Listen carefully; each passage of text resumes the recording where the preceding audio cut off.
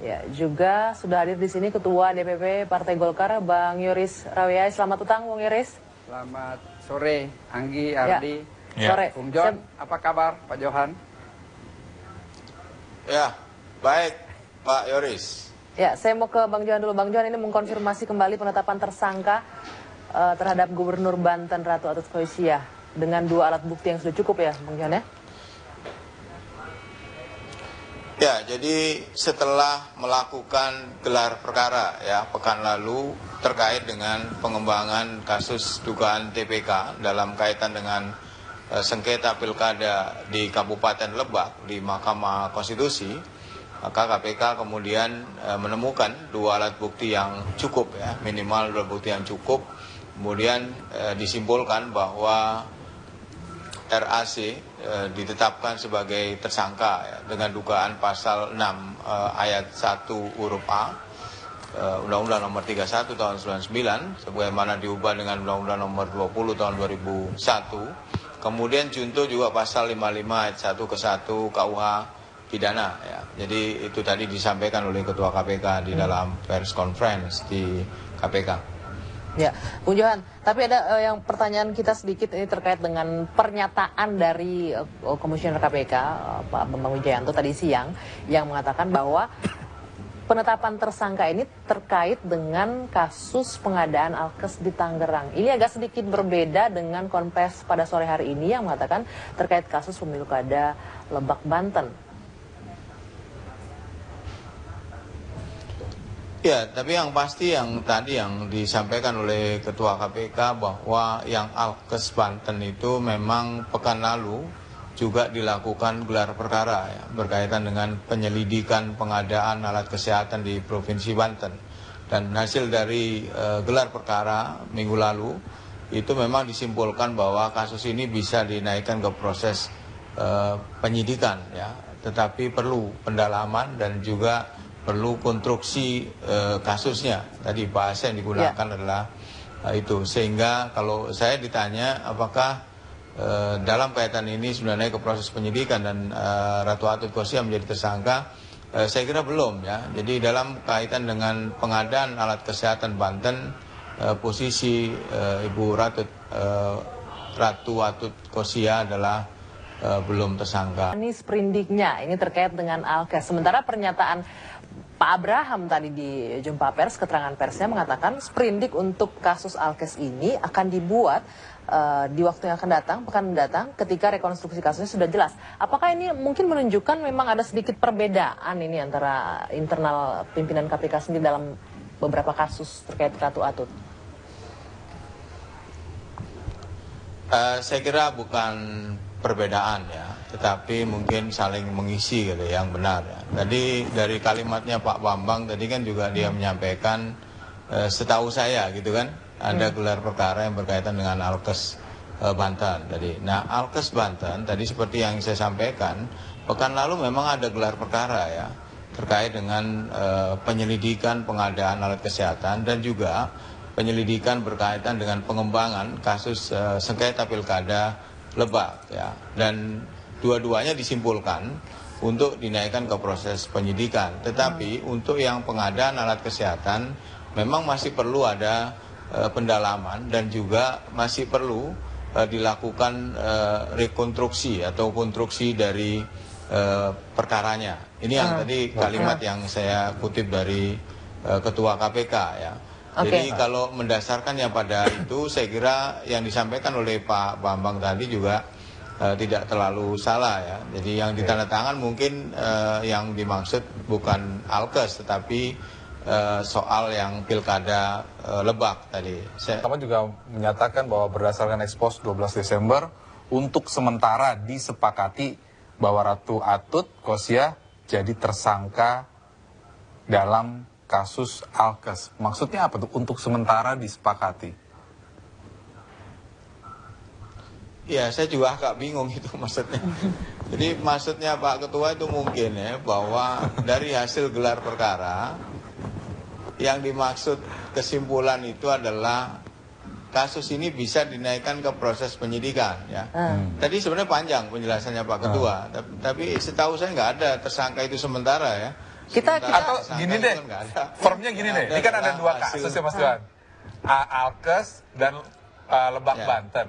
Nah dalam kasus Alkes posisi Bu Atut apa?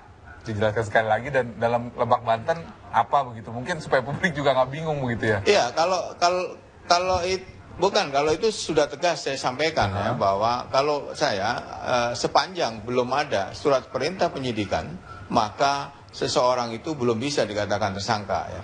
Dari penjelasan Ketua KPK tadi kan sudah disampaikan secara panjang lebar bahwa gelar perkara yang dilakukan pada pekan lalu terkait dengan penyelidikan pengadaan alat kesehatan di Provinsi Banten itu disimpulkan bisa dinaikkan ke proses penyidikan.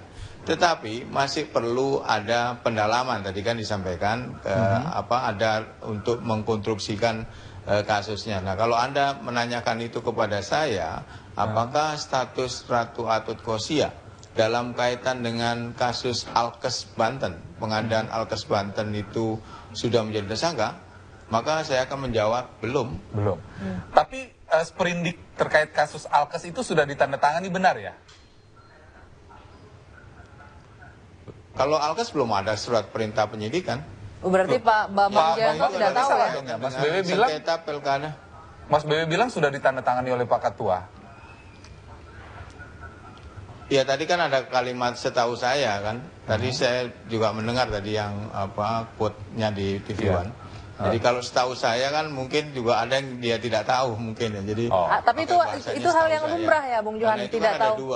Ya Bung Johan, tapi itu hal yang lumrah dalam internal pimpinan KPK, ada yang tidak tahu mengenai gelar perkara, tidak tahu kalau sprindik sudah diterbitkan atau belum. Bukankah mereka harusnya semua menandatangani sprindik itu ya Bung Johan? Iya, saya kira semua menandatangani surat perintah penyidikan itu ditandatangani satu orang, ya. Tetapi ada namanya draft sprindik namanya, itu ditandatangani oleh semua pimpinan KPK. Nah tadi yang dibilang oleh Pak Bambang kan sprindiknya kan. Jadi kalau draft sprindiknya, jadi ada sprindik, ada draft sprindik ya. Kalau draft sprindik itu ditandatangani oleh semua pimpinan KPK. Apa intinya draft sprindik itu? Intinya untuk dibuatkan sprindik. Itu artinya mereka 5 ini bersetuju bahwa kasus ini bisa dinaikkan ke proses penyidikan. Makanya tadi disampaikan oleh Pak Bambang, Pak Ketua yang tanda tangan kan, berarti sprindiknya. Setahu saya dia bilang itu kan tadi. Saya pikir pertama harus kita memberikan apresiasi terhadap KPK yang dari waktu ke waktu terus melakukan penindakan dan pencegahan terhadap korupsi yang sudah sangat masif di Indonesia ini. Itu pertama. Dan kedua, mengenai Ratu Atut sebagai kader Golkar, saya pikir bahwa Golkar sejak mereformasi diri melalui Munas Lup dalam rangka mereformasi diri memasuki suasana demokrasi, itu selalu mulai dari Bang Akbar Tanjung sampai dengan Yusuf Kala itu selalu mengatakan bahwa Golkar harus betul-betul menjadi satu kekuatan politik yang bisa bersih, mandiri, modern dan profesional. Dan Golkar bukan lumbung untuk menampung para koruptor. Nah, kita menyadari bahwa Golkar ini dan memiliki satu masa yang kita kenal dengan rezim waktu itu Orde Baru yang punya keterkaitan erat dengan pemerintahan, sehingga dalam proses reformasi ini kita berada paling depan mendukung pemberantasan korupsi, dan ini menjadi musuh utama saya pikir, sehingga Golkar dalam hal ini tidak akan memberikan toleransi apapun terhadap kadernya, baik itu dia di eksekutif, legislatif maupun di yudikatif. Tetapi Golkar sebagai satu kekuatan politik itu memiliki badan hukum. Nah, kita kalau sepanjang itu bisa dibantu oleh Partai Golkar dan dimintakan oleh tersangka, maka Golkar akan memberikan itu. Seperti ambil contoh kita banyak, ada Pak Gubernur Riau, kemudian ada anggota DPR, terakhir ada anggota DPR juga dan Ketua MK, tentunya dengan sendirinya. Tetapi tidak semua itu meminta bantuan hukum dari partai. Sementara partai menyiapkan itu, apabila diperlukan maka itu akan memberikan. Memberikan bantuan hukum bukan berarti membantu dalam kasus-kasus korupsi. Karena kita sudah berprinsip bahwa korupsi ini tidak boleh lagi ada, dan kita memberikan dukungan apresiasi kepada KPK yang telah bersungguh-sungguh untuk memberantas korupsi. Sehingga ini perlu didukung, saya pikir begitu. Peran dan posisi yang penting di Banten karena Banten merupakan salah satu lumbung suara dari Partai Golkar. Nah, ketika Atut ditetapkan sebagai tersangka oleh KPK, Golkar merasa terpukul?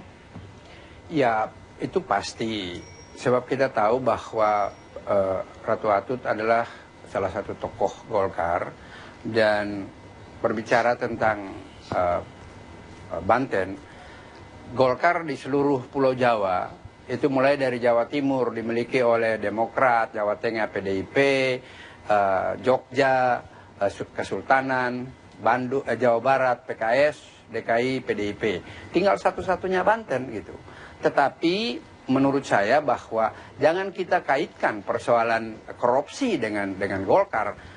Harus partai sendiri mampu menyadari itu dan bagaimana melakukan hal-hal yang sangat strategis untuk mengantisipasi situasi ini. Apalagi sudah waktu pemilu legislatif yang relatif tinggal tidak lebih dari 100 hari. Sehingga ini memerlukan ekstra energi dari Partai Golkar. Tetapi itu adalah hal persoalan politik yang lain. Tetapi saya lebih soroti bahwa korupsi ini menjadi persoalan utama bagi bangsa ini dengan tidak melihat dari mana dia. Dan saya pikir kita perlu memberikan dukungan, dorongan, dan mengawal KPK ini dalam rangka penindakan dan pencegahan korupsi itu. Nah, ini tergantung bagaimana kita melihat persoalan ini, dan KPK selama ini menurut saya sudah objektif melaksanakan tugas-tugasnya. Tinggal bagaimana kita memberikan dukungan, karena hampir semua partai-partai yang terlibat di situ, mulai dari kasus orang per orang, kelompok per kelompok, berjamaah, kemudian sekarang lagi muncul kasus-kasus keluarga. Nah, kemarin kita lihat yang kasus terakhir di NTT ya, itu sudah juga ada kaitan dengan partai politik. Nah, ini sebetulnya menurut saya bahwa mari kepada kawan-kawan yang seluruh partai politik ini, mari kita introspeksi diri, kita melihat bersama-sama bahwa tujuan bangsa ini ke depan harus kita kawal dalam rangka memberantas korupsi itu. Tetapi mengenai Ratu Atut, pasti Golkar akan mengalami masalah-masalah tersendiri. Tetapi itu menjadi konsekuensi politik yang harus kita ambil. Tetapi kita lihat ini pada hal-hal yang lebih positif begitu. Baik, saya... Bang Yuris, Ya. terakhir apakah sudah sempat berkomunikasi dengan Ratu Atut secara personal, Bang Yuris? Saya Karena belum, kita sama-sama tetapi tidak waktu bisa menjadi peristiwa penangkapan waktu Ketua MK dan menyangkut keluarganya itu sampai dengan kematian almarhum suaminya, kami pernah melakukan komunikasi tentang hal-hal ini, dan persoalan ini kan bukan persoalan baru, hampir sudah rumors yang beredar di mana-mana sudah itu, dan sekarang menjadi satu fakta gitu. Sehingga ini harus kita antisipasi, lebih bagus kita responsif mensikapi berbagai macam persoalan-persoalan daripada kita reaktif seperti sekarang. Menurut saya begitu kan. Ya. Baik, saya mau ke Bang Johan. Bang Johan, apa peran Atut dalam suap Pilkada Lebak Banten? Dilihat dari sangkaan pasalnya ya, yaitu pasal 6 ayat 1 huruf A Undang-Undang 3199 nomor 20 2001, di mana di situ dikatakan bahwa pasal 6 itu adalah sebagai pemberi ya. Kepada siapa? Kepada hakim ya. Hakimnya siapa ya? Tentu adalah Akil Mukhtar ya. Kemudian juga di situ dijuntukan pasal 55 ayat 1 ke 1 KUH pidana ya. Artinya di situ ada peran turut serta di dalam kaitan dengan dugaan tindak pidananya itu. Jadi turut serta sebagai pemberi ya, kira-kira begitu dalam konteks kasus dugaan suap dalam pengurusan sengketa pilkada di Kabupaten Lebak. Apakah pertemuan di Singapura pada September 2013 itu menjadi kunci yang membuka kasus ini dan menuntun kepada Ratu Atut? Saya tidak bicara materi dan saya tidak diinformasikan tentang materi perkara ya. Tapi yang pasti sepanjang pemeriksaan dari saksi, kemudian tersangka, kemudian juga dari hasil penggeledahan yang dilakukan sebelumnya, kemudian penyidik menyimpulkan bahwa sudah memenuhi unsur ya, atau memenuhi bukti bahwa Ratu Atut Kosia ini bisa ditetapkan sebagai tersangka.